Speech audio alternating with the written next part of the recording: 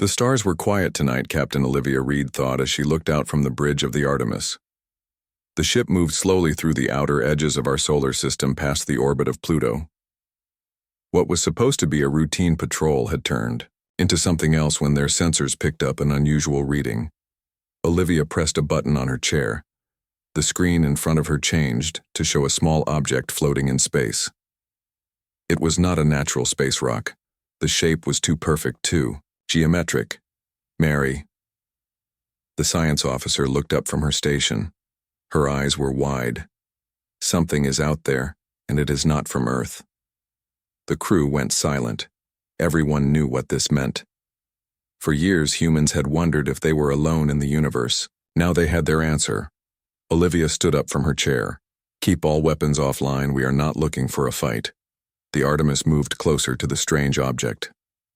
As they approached, their sensors began to give more information. The object was about the size of a small house. It had no visible windows or doors, but it was giving off energy readings. I think it is a watching station, Mary said. Her voice was quiet, like she was afraid to say the words out loud. Someone has been watching us. Olivia felt cold.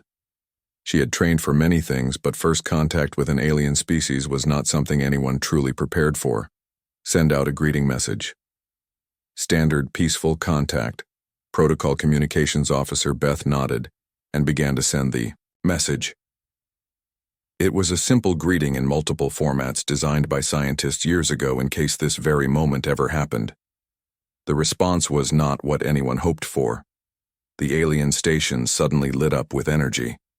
The Artemis shook as something hit it hard. We are under attack. Beth screamed. Shields are failing. Olivia grabbed onto her chair as the ship rocked again. Bring weapons online. Now, for the first time in human history, a human ship fired weapons in space. The Artemis was not built for war, but it had defenses. The shots hit the alien station but seemed to do little damage. Then Olivia remembered the new technology they were testing, the gravitational tether. It was experimental, but they had no choice. Deploy the tether. Mary, she ordered. Mary worked quickly at her station. The tether was not really a physical rope. It was a focused beam of energy that affected gravity. It could pull objects together or push them apart. It was meant for moving asteroids, not capturing alien ships. The beam shot out from the Artemis and connected with the alien station. Immediately, the station stopped firing. Its own energy seemed to dim. We have it, Mary said, surprise in her voice. The tether is holding. Olivia ordered a team to prepare to board the station. They needed to know who had attacked them and why. The team put on spacesuits and crossed over to the alien structure. What they found changed everything. Inside the station were star maps, detailed studies of Earth and its people, and worst of all, plans for an invasion. The alien writing was strange, but the images were clear. Massive ships heading toward Earth, weapons firing, cities burning. The aliens, whoever they were, had been watching Earth for a long time. They had decided humans were dangerous, unpredictable. They planned to attack before humans could develop space travel technology that might threaten them. The invasion was scheduled to begin in less than 1 Earth year. Olivia ordered everything copied and documented. They needed to get this information back to Earth immediately. As they prepared to leave the station, they found something else. A communication device still active. Mary figured out how to use it, and they intercepted a message between alien ships. The message used strange words and concepts, but one thing was clear. The aliens called themselves the Council. They were not one species, but 7 different alien civilizations working together. The Artemis left the station and began the journey back to Earth.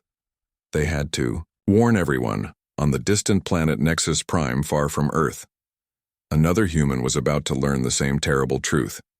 Ambassador Kate Donovan was the only human representative in the galactic community, a position that had been kept secret from most of Earth. Kate was walking through the alien gardens of the diplomatic quarter when a tall blue-skinned alien approached her. Kate recognized her as Ilara, a scientist she had spoken with several times. Ilara looked around nervously before speaking. They are coming for your world. The decision has been made. Kate felt her heart race. What decision? Who is coming? The Council has voted. Earth is too unpredictable to be allowed full development. They fear what your species might become. Kate realized, with horror, what this meant. An attack on Earth. How long do we have? Less than one of your Earth years, Ilara said. The plans are already in motion. Kate needed to warn Earth, but she knew the Council would be watching her communications. They might even prevent her from leaving. I have to disappear, she thought. I need to find another way to get this message home. As Kate made plans to vanish from Nexus Prime, Captain Reed and the Artemis were racing back to Earth. Both women carried the same terrible knowledge. Humanity was about to face its greatest challenge back on Earth. No one yet knew what was coming. People went about their daily lives, unaware that in the darkness of space, an enemy was preparing to strike in military bases and government buildings. No one was preparing for an alien invasion. When the Artemis finally reached Earth orbit, Olivia Reed sent her message to Earth Command. The response was immediate. She was ordered to land at a secret facility. Hours later, Reed stood in a room with the highest military leaders of Earth. She showed them what she had found. The evidence was clear and frightening. Admiral Susan Hayes, the head of Earth Defense, looked at the invasion plans, her face grim. So we have less than a year to prepare for an enemy with technology centuries beyond our own. Yes, Olivia said. But they don't expect us to fight back. They think we'll be easy to conquer. They don't know humans very well. The Admiral nodded slowly. A small smile appeared on her face. Well then, let's show them exactly what humans do when backed into a corner. It is time to activate Protocol Chimera. The war that would make the galaxy tremble at the mention of Earth's name had begun. Admiral Susan Hayes stood in the underground command center beneath the Rocky Mountains. Protocol Chimera was now in full effect. Earth was preparing for war, but not in the way anyone might expect. We cannot win a direct fight against their technology, she told the assembled military leaders of Earth. So we will not fight directly. The plan was both simple and incredibly complex. Earth would not try to match the alien technology. Instead, they would use what they had in unexpected ways. The aliens thought humans were primitive. That would be their advantage, deep beneath the ice of Antarctica. Scientist Diane Miller worked day and night. Her team had been given the alien technology captured from the observation station. They were taking it apart, learning its secrets. Diane held up a small device that glowed with a soft blue light. This is the key, she told her team. The aliens use energy shields that block physical objects, but they never considered another approach. What she had discovered would change everything. The alien shields worked in normal space. But what if an attack came from somewhere else? Diane had discovered that the alien technology could detect quantum entanglement, the connection between particles that existed outside normal space. We can create weapons that phase shift, she explained. They will pass through their shields as if they were not even there. While Diane worked on weapons, Admiral Hayes prepared Earth's unusual defense fleet. Old satellites, space junk, and orbital debris were not what they seemed. Many were actually disguised weapon platforms or small combat vessels. The aliens would be looking for large military ships. They would not suspect the threats hiding in plain sight. The entire defense was built on deception. The aliens thought humans were predictable. They would learn how wrong they were. 6 months after Captain Reed discovered the alien station, the first attack came. A single alien ship entered Earth's orbit.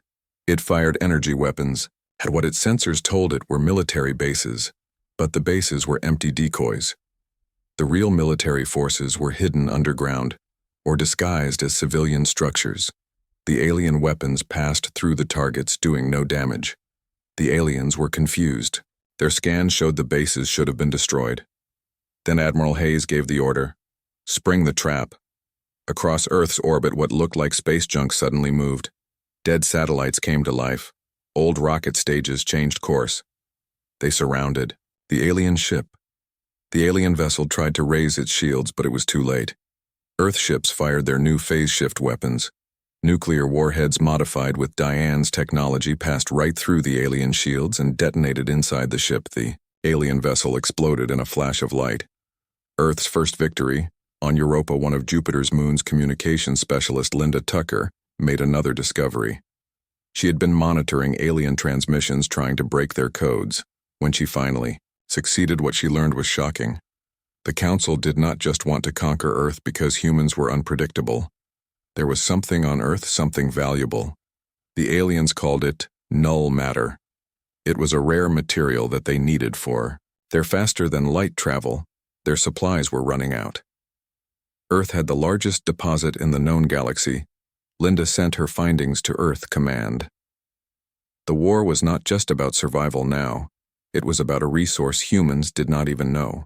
They had Ambassador Kate Donovan had managed to escape from Nexus Prime. She used her knowledge of alien protocols to steal a small ship. Now she was traveling between the stars, making contact with other species who had suffered under Council rule. The Viridians were first. They were a gentle species with technology similar to Earth's. They had been conquered by the Council centuries ago. "Your world is next," a Viridian elder told Kate. "The Council always finds a reason. Resources, rebellion, unpredictability. It does not matter. They take what they want." "How many other species have they conquered?" Kate asked. "Too many to count," the elder replied. "But there are those who resist in secret. We can help you if you will help us." Kate realized there was an opportunity. Here humanity might find allies among the oppressed. Her mission changed from escape to rebellion. Back on Earth, the Council was preparing its next attack. The first ship had been a test. Now they would send a real invasion force.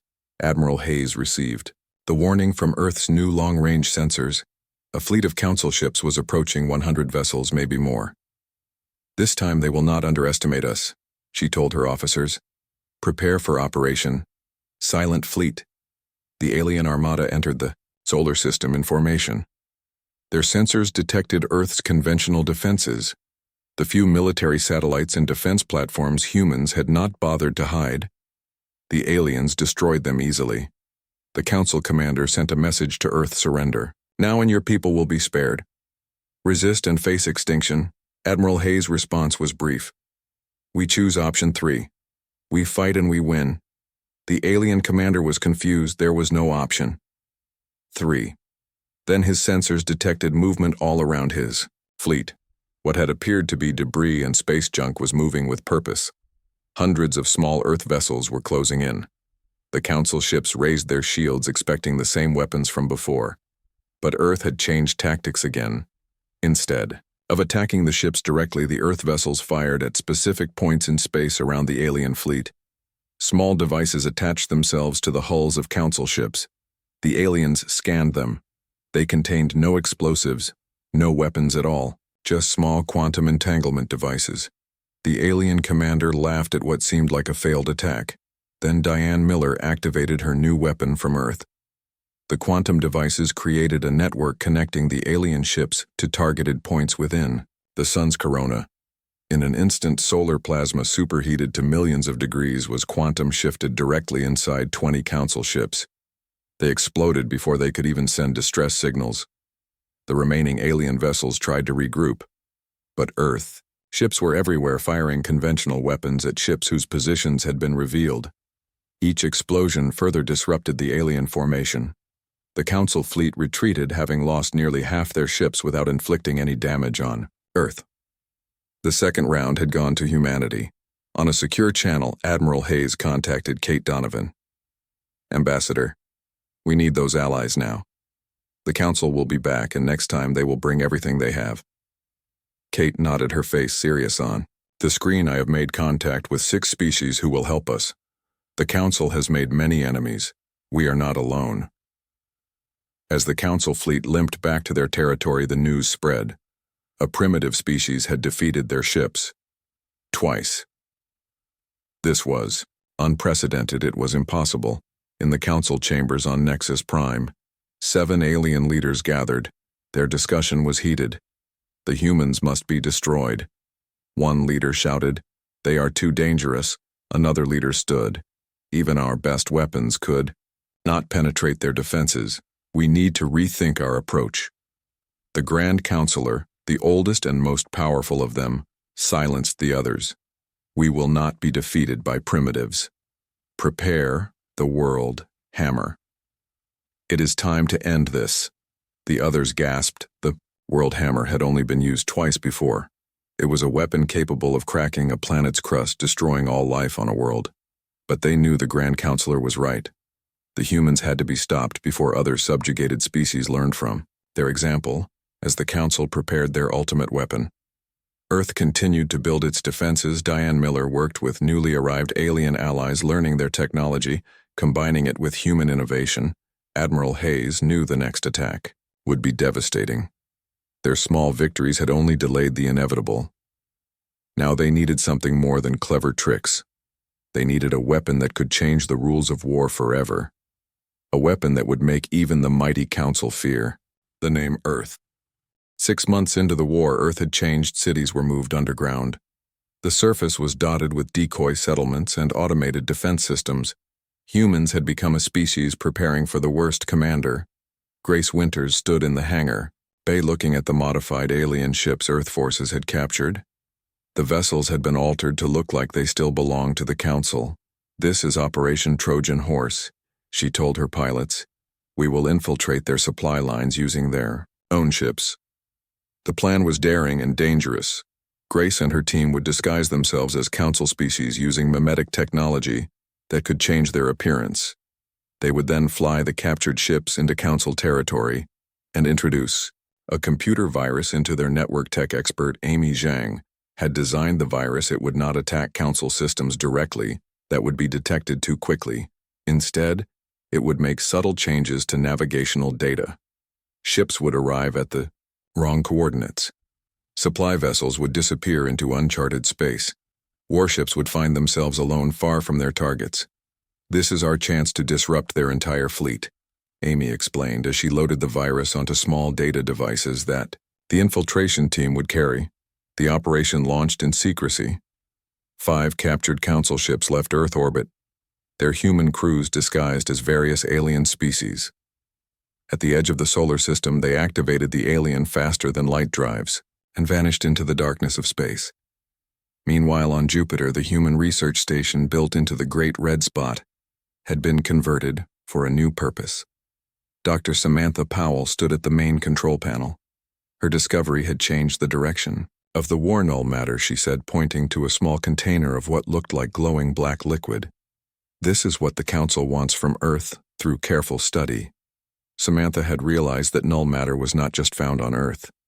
It could be created using a process similar to nuclear fusion, but requiring specific isotopes found in gas giants like Jupiter. "We can make our own null matter," she told Admiral Hayes over the secure channel. "And I believe we can do more with it than just fuel." Faster than light drives, the Council uses null matter as an energy source, Samantha explained. "But it has other properties. It can affect gravity, space-time, even the fundamental forces of physics. I think we can turn it into a weapon." While Earth prepared its new technologies, Ambassador Kate Donovan made a bold move. She appeared on the Galactic Information Network, broadcasting to all species within Council territory. "Citizens of the galaxy," she began, "my name is Kate Donovan of Earth. For too long, the Council has ruled through deception and force. They claim to protect peace, but they bring only subjugation." She displayed evidence stolen from Council archives, documents showing the destruction of 17 previous species who had controlled null matter deposits, records of conquered worlds stripped of resources, their populations enslaved or worse. The Council claims humans are dangerous, unpredictable. Kate continued, "They are right. We are dangerous to tyrants. We are unpredictable to those who expect submission. Earth will never bow. We fight not just for ourselves, but for all who suffer under Council rule." Her message spread across thousands of worlds, despite Council efforts to block it. 3 minor galactic civilizations, the Foliary Tyrannus and Meridian Collective, broke from the Council and declared neutrality. Others began to question Council rule. When Commander Winters and her team reached Council space, they split up, each ship heading to a different sector. Their disguises held the Council never suspected humans would dare enter their territory, let alone passing as Council species. Grace guided her ship to the main supply hub for the Council military, a massive space station where hundreds of vessels were loaded with weapons and supplies for the ongoing war effort. She docked without incident. Once aboard, she moved carefully through the alien corridors following the plan. She reached a main computer terminal and inserted Amy's virus. The system accepted it without alarm. Grace allowed herself a small smile. Phase 1 complete. Across Council space, the other human teams did the same, inserting the virus into key network nodes. Within hours, it began to work. The subtle changes to navigational data caused confusion. Ships arrived at empty coordinates, supply vessels disappeared. A Council battle group preparing to attack Earth found itself scattered across 3 different sectors. Back on Earth, the Council managed to launch a third attack. This time they targeted civilian areas, hoping to break human resolve. The Council commander was certain that humans, like all primitive species, would surrender to save their young. The attack ships entered Earth orbit and fired on what appeared to be major population centers. Their sensors showed successful hits, millions of casualties. But it was another deception. The cities were empty shells. The real human populations were safe underground. The Council had wasted their attack on buildings and holographic projections. Council Fleet Commander received new orders. Return immediately. The supply crisis caused by Operation Trojan Horse had forced the Council to recall ships. They could not sustain the attack without logistics. As the Council forces retreated in disarray, Ambassador Donovan met with representatives from 7 now openly rebellious species. They called themselves the Sovereignty Alliance. The first real challenge to Council rule in 10,000 years. We need to coordinate our efforts, Kate told them. Earth has technology that can match the Council, but we need your knowledge of their territories, their weaknesses. On Nexus Prime, the Grand Counselor received the reports with growing rage. The humans had not only survived 3 attacks, they had infiltrated Council space, disrupted supply lines, and sparked rebellion. The unthinkable was happening. A primitive species was winning. The World Hammer is our only option now, the Grand Counselor declared. We will end this once and for all, even if we must destroy Earth entirely. The World Hammer. The Council's most powerful weapon was brought out of its secure storage facility for only the 3rd time in Council history. A massive construct the size of a small moon. It contained technology capable of fracturing a planet's crust with a single blast. No defense could stop it. No shield could block it. Earth will be destroyed, the Grand Counselor announced, and with it, the resistance will end. The galaxy will see what happens to those who defy us. When Earth intelligence learned of the World Hammer, Admiral Hayes called an emergency meeting.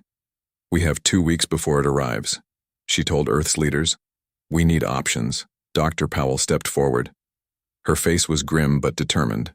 I believe we can use null matter to create a weapon of our own, one that could redirect the World Hammer's energy. The theory was sound, but untested. There would be no second chance if it failed. Earth would be destroyed. Admiral Hayes made the decision. We proceed with Operation Lazarus. Evacuate as many as we can to the underground bunkers on Mars, Europa, and Titan. The rest will enter stasis chambers deep underground. If we fail, at least some of humanity will survive, as Earth prepared for possibly its final stand. Commander, Winters and her team continued their mission in Council space.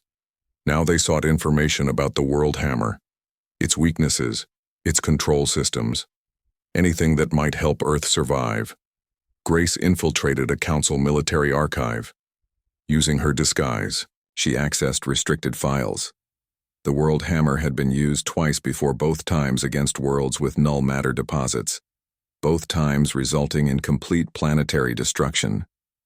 But Grace found something interesting. A technical schematic showing the weapon's firing sequence. She transmitted the data back to Earth, where Samantha Powell and Diane Miller studied it intently. This could be what we need, Samantha said. The weapon concentrates energy before firing. If we could redirect that energy back on itself. The 2 scientists worked around the clock, combining their technologies, the phase shift devices that could move matter through quantum space, and the null matter that could manipulate the fundamental forces of reality. Their creation was untested, unprecedented. A weapon born of desperation and human ingenuity. They called it the Gravity Lance-On. The day the World Hammer arrived, Earth appeared abandoned. No defense fleet, minimal orbital stations, the mighty weapon of the Council. Approached unopposed. "This is too easy," the Council commander said. "It must be a trap. But our scans show nothing. Their fleet is gone. Their weapons are offline." The Grand Counselor watched from a safe distance. "Humans are clever, but not clever enough. Begin the firing sequence." The World Hammer began to glow as it drew in massive amounts of energy. The Council fleet surrounded it, protecting it from any last desperate attack. But there was no attack. Earth remained silent. As the World Hammer reached maximum power and prepared to fire, thousands of small objects suddenly detached from what had appeared to be orbital debris. Tiny drones no bigger than a human hand. They attached themselves to Council ships. The Council commander laughed. "Is this their defense, tiny drones?" Then he realized what they were.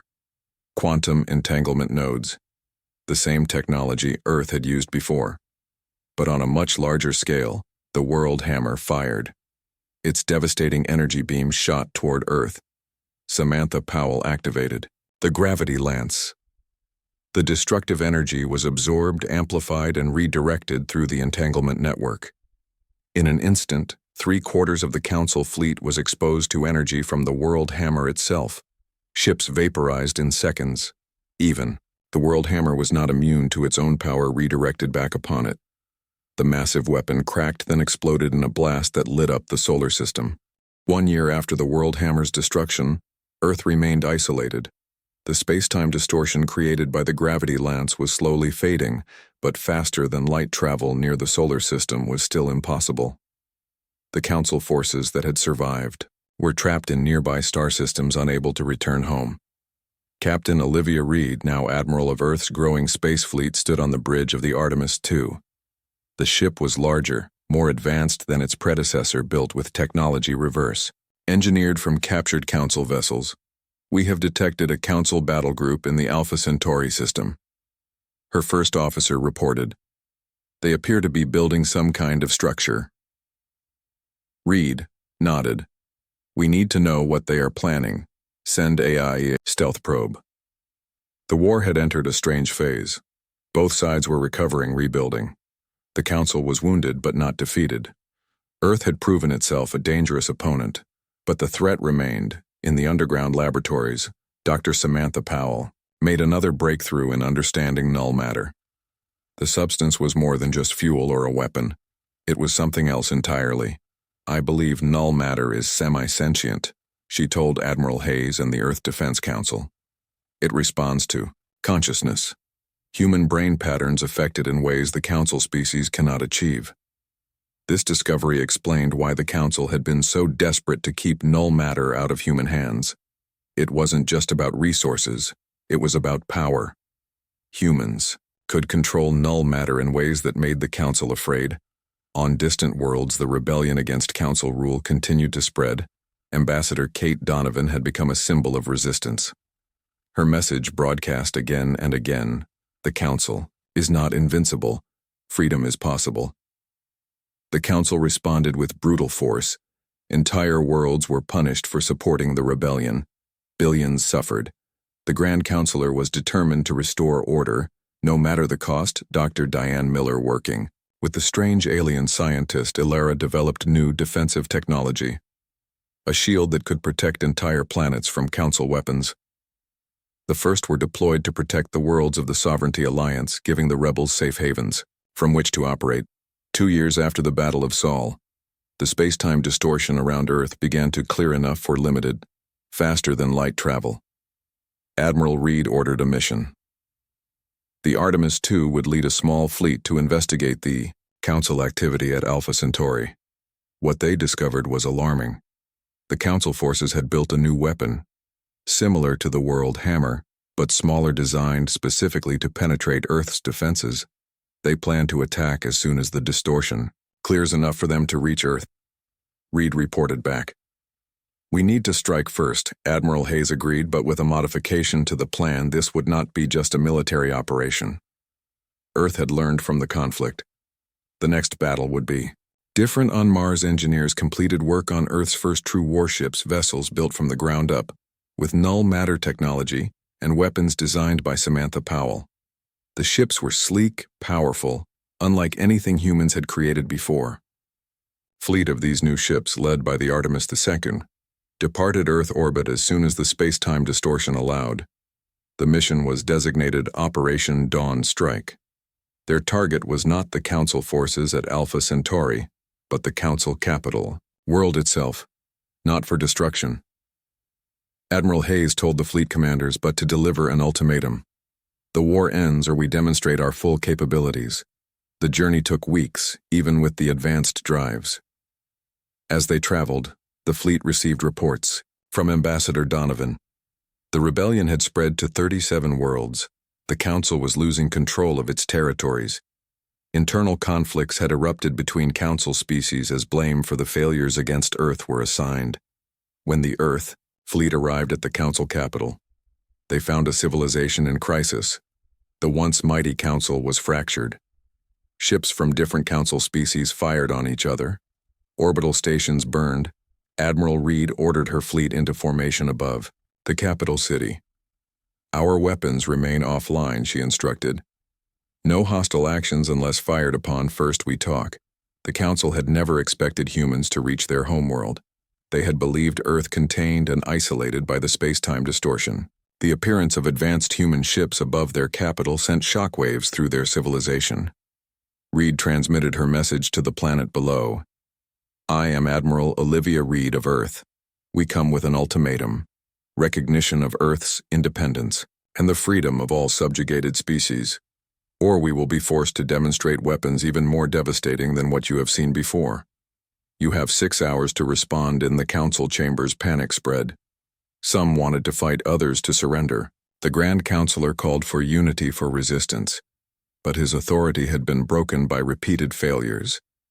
The Council that had ruled the galaxy for millennia was collapsing. When no clear response came, Reed ordered the demonstration. Dr. Powell had prepared a special version of null matter, programmed to selectively disrupt specific molecular patterns. With surgical precision, the Earth fleet neutralized all Council weapon systems within the capital system without firing a shot or harming a single being. The message was clear. Earth could have destroyed them but chose not to. This was not mercy. It was strength. A new kind of power the Council had never imagined. Ambassador Donovan arrived with representatives from the Sovereignty Alliance. Now she spoke not just for Earth but for all who sought freedom from Council rule. The age of the Council is over, she announced. A new era begins today, one of cooperation. Not domination, of freedom, not subjugation. The Terran doctrine, the doctrine, was simple. Any species may govern themselves as they wish, but none may enslave another. The doctrine was backed by Earth's control of null matter production and technology that now surpassed anything in known space. Some Council species accepted the new reality, others resisted, but without unity, they could not stand against the combined forces of Earth and the Sovereignty Alliance. Dr. Powell revealed the truth that the Council had hidden for millennia. Null matter isn't just fuel for faster than light travel. It's a substance that responds to consciousness. Humans with their uniquely chaotic brain patterns can influence null matter in ways the Council species cannot. It was the reason the Council had feared human development. They had known what might happen if humans ever discovered this power. Over the next months, the old order collapsed and a new one formed. The Terran doctrine spread across the galaxy. Freedom for all species, cooperation for mutual benefit, protection for the weak against the strong. The war ended not with Earth's destruction or the genocide of alien species, but with the formation of a new galactic order. Ambassador Donovan became the first president of the new Galactic Congress, where all species had equal representation. Scientists from across the galaxy joined Diane Miller and Samantha Powell in establishing the Unified Science Academy to ensure technology served peace, not conquest. Captain Olivia Reed, now Admiral of Earth's first deep space fleet, stood on the observation deck of the Artemis II, looking out at stars now open to human exploration. A galaxy transformed by human determination. The price had been high. Earth had nearly been destroyed. Millions had died in the fighting, and billions more across the galaxy had suffered under Council retaliation. But from the darkness, a new dawn had emerged. Humans had come to the stars unprepared for the politics and war they found instead of wonder and friendship. Now they had become something none had expected, not conquerors but liberators, not destroyers but builders. The galaxy that had once feared the savage war making humans now looked to Earth for leadership, and humanity rose to the challenge. 5 years had passed since the fall of the Council. Earth, once isolated, was now the center of a new galactic community. The Terran doctrine had spread to hundreds of worlds: freedom, cooperation, mutual defense. These were the new principles that guided interstellar relations. Admiral Olivia Reed stood on the bridge of the Artemis III. The newest flagship of the Terran fleet was a marvel of technology combining human innovation with knowledge shared by dozens of alien species. Madam President, on screen her communications officer announced. The view screen changed to show Kate Donovan now serving her second term as President of the Galactic Congress. Kate smiled at her old friend. Admiral, we have a situation that requires your attention. Our long-range sensors have detected something unusual at the edge of charted space. Reed listened as Kate explained thousands of ships had appeared seemingly from nowhere. They were not responding to communication attempts. They were simply waiting. Want you to take a diplomatic mission to make contact, Kate said. We don't know if they are refugees or an invasion force. Reed nodded. The Artemis III will depart immediately. The journey to the edge of charted space took several weeks, even with the advanced null matter drives. As they traveled, Reed briefed her crew on what little they knew. Scans indicate the vessels are of unknown design. First Officer Chen reported, they appear damaged. Some show signs of weapons fire. When they finally arrived, Reed ordered the fleet to maintain a safe distance. We broadcast on all frequencies, she ordered. This is Admiral Olivia Reed of the Terran Fleet representing the Galactic Congress. We come in peace and offer assistance. For hours, there was no response. Then a single message came through in broken galactic standard. We flee. We seek sanctuary. Reed ordered a small shuttle to approach the nearest vessel. A diplomatic team led by Reed herself would make direct contact. The alien ship was massive, larger than any vessel Reed had ever seen. Its hull was scarred with damage that looked recent. The boarding party entered through an airlock to find corridors dimly lit and filled with thousands of aliens of a species Reed had never encountered. They were tall, thin beings with skin that seemed to shift colors. Their large eyes showed fear when they saw the humans, but their leader stepped forward. I am Zoran of the Nihilith. We thank you for your welcome. Reed introduced herself and asked the question, foremost in her mind. What are you fleeing from? Zoran's color darkened. The Void Eaters. They consume everything. Worlds, ships, people. The outer systems are already gone. We are all that remains of 12 species. The diplomat explained that an unknown force had emerged from beyond the galactic rim, destroying everything in its path. The Council had known of this threat for centuries. They had been preparing for it, building weapons, stockpiling null matter. But they had kept the knowledge secret, using it only to justify their control. When the Council fell, the preparation stopped. The defense of the outer rim collapsed, and the Void Eaters came through. Reed reported back to President Donovan. The threat was real and immediate. If these Void Eaters continued their advance, they would eventually reach populated worlds. The galaxy that had just found peace would face extinction. An emergency session of the Galactic Congress was called. Representatives from 200 species gathered to hear the testimony of Zoran and the other refugees. The evidence was clear. A powerful enemy was coming. We have only one choice. President Donovan addressed the Congress. We must stand together. Dr. Samantha Powell, now head of the Unified Science Academy, presented her analysis. The Void Eaters appear to be a collective consciousness that consumes energy. Their technology is beyond anything we have encountered. But they have a weakness. Her studies of null matter had revealed a possible defense. The semi-sentient substance could be used to create a barrier, a shield that might hold back the invaders. But it would require the largest engineering project in galactic history, a network of null matter generators placed along the galactic rim. It We'll take the combined resources of every world in the Congress, Powell explained, and it must be completed before the Void Eaters reach populated systems. The vote was unanimous. For the first time in known history, all spacefaring species would work together for survival. Admiral Hayes, now elderly, but still commanding Earth's defense forces, organized the military response. We need time for the shield to be built. Our fleets will slow the advance. The greatest space battle in galactic history was about to begin. Admiral Reed led the combined fleet to the edge of charted space. They would make their stand at a cluster of uninhabited star systems, buying time for the shield project. Time for evacuations of worlds that might be in the path of the invaders.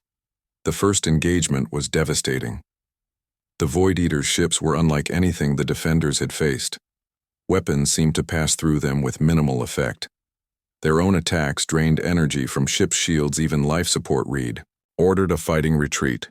We cannot defeat them in direct combat, she told her captains. We need new tactics. Earth scientists worked around the clock, developing new weapons based on null matter technology. Dr. Miller, now working with a team of alien scientists, created disruptors that could temporarily destabilize the strange energy field that protected the Void Eaters. The war became a series of delaying actions. Each battle bought time, but at terrible cost. Entire fleets were lost. Stars were extinguished. Uninhabited worlds were consumed. On Earth and 1,000 other worlds, the people watched and waited. Some planets began to panic. Governments threatened to withdraw from the Congress to focus on their own defense. President Donovan addressed the galaxy. In our darkest hour, we must remember what brought us together. The belief that united we are stronger than divided, that freedom must be defended, that life is worth fighting for. No species stands alone. We are one galaxy, one people facing one threat. Her words steadied the alliance. The shield project continued. 3 years into the war, the Void Eaters reached the first populated systems. Billions were evacuated ahead of the advance. The combined fleets fought desperate battles to slow the enemy. Admiral Reed stood on the bridge of the Artemis III as her ship took heavy damage. They had just evacuated the last civilians from a world in the path of the invasion. The Void Eaters were closing in. Engineering reports hull breach on decks 7 through 9. Her first officer reported weapons at 30% null matter drive.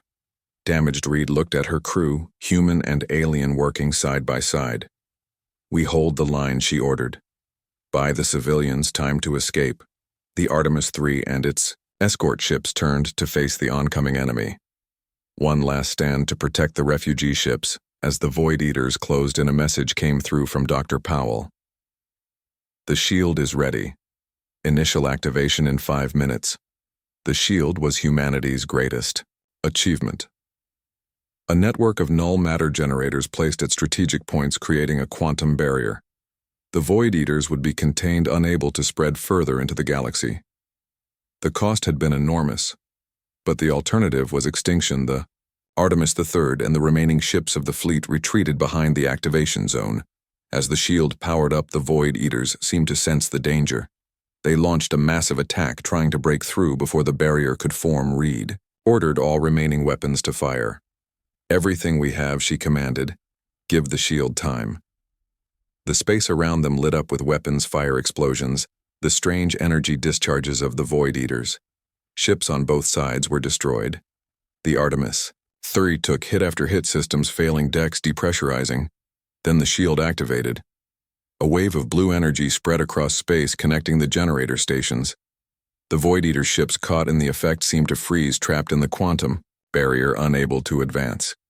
Unable to consume. We did it, Reed's first officer whispered. The shield is holding. The battle was over. The war would continue. The Void Eaters were contained, but not defeated. Research would go on, looking for ways to push them back permanently. But the immediate threat had passed. The damaged Artemis III limped back to Earth. Admiral Reed looked out at her homeworld. As a young captain, she had discovered the alien observation station that led to the first conflict with the Council. Now, she had helped save the galaxy from an even greater threat. President Donovan welcomed the returning heroes in a ceremony attended by representatives from 200 worlds. You have shown us all what it means to be guardians of the galaxy, she told them. Not because you are perfect, but because you never stop fighting for what matters. In the years that followed, the alliance formed during the war strengthened. Earth, once considered primitive, became a center of science, art, and philosophy. Humans worked alongside thousands of alien species exploring the stars, pushing back frontiers.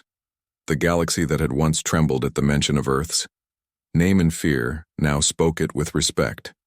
Earth had proven itself not just in war but in peace, not just as conquerors but as unifiers. Admiral Olivia Reed eventually retired from military service. She became an explorer, leading missions into unknown regions of space.